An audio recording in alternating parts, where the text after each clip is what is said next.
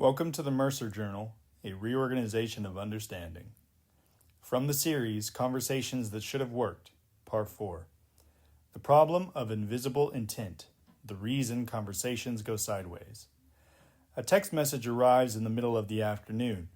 Can we talk later? Nothing more, no punctuation that helps, no context, no tone of voice to soften it, no face to read, and almost immediately the mind begins to move. One person reads it as a simple coordination. There is something practical to sort out later in the day. Another feels the stomach drop before they have even fully thought it through. Something is wrong. They are upset. This is about what happened last night. A third reads distance into it. Why not just say it now? We've already seen from earlier podcasts that words alone don't carry the only meaning. The words themselves have not changed. What changes, almost instantly, is the motive the mind assigns behind them. We do not hear intent directly. No one ever does.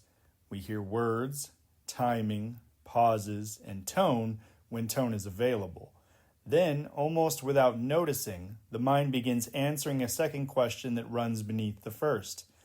Why did they say it this way? Was that concern? Pressure? Distance? Control? Care? That second question is often where the conversation actually begins. What the mind supplies. The mind is built to infer intent. It has to be. Everyday life would be impossible without that ability. We are constantly reading one another, not only for content, but also for purpose.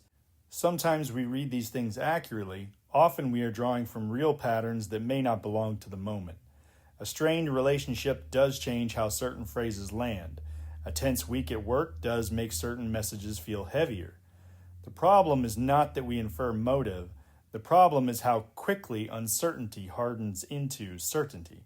And the danger is that this hardening rarely feels like inference. It feels like clarity. It feels like finally understanding what is happening. That is the trap. Filling the gaps. Ambiguity rarely remains open for long. The mind does not like leaving intent unresolved. When something is unclear, it begins reaching for the most emotionally available explanation. Sometimes that explanation is benign, sometimes it is protective, sometimes it leans negative, but it is rarely left suspended as an unresolved maybe.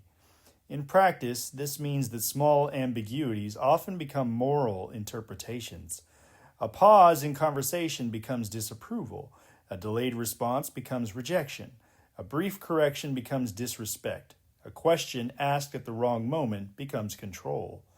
Once that shift happens, the conversation is no longer only about what was said.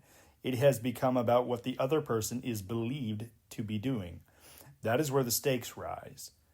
Words carry content, but motive carries consequence. One conversation, multiple realities.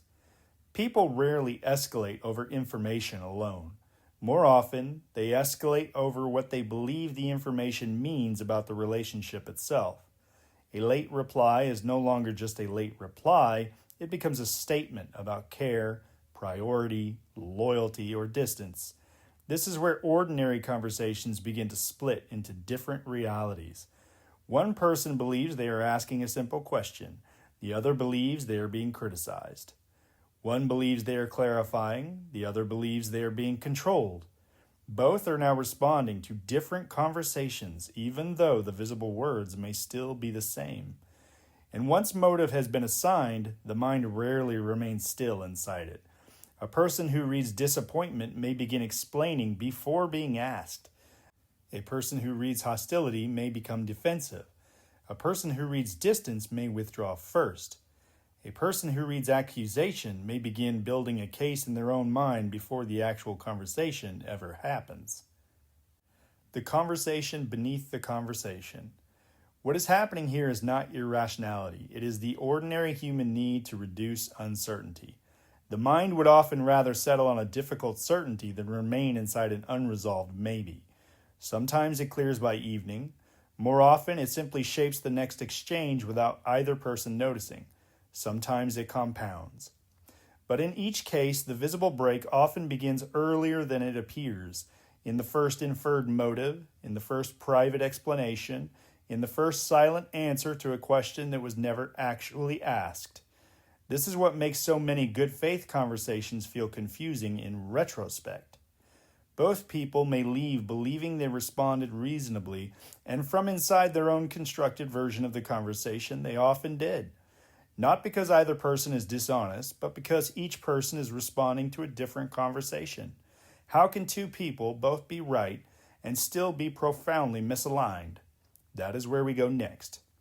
This is part 4 of an ongoing series leading into the 9 modes, breaking down why ordinary conversations go wrong before anyone realizes it. If you want the next pieces as they come out, feel free to subscribe.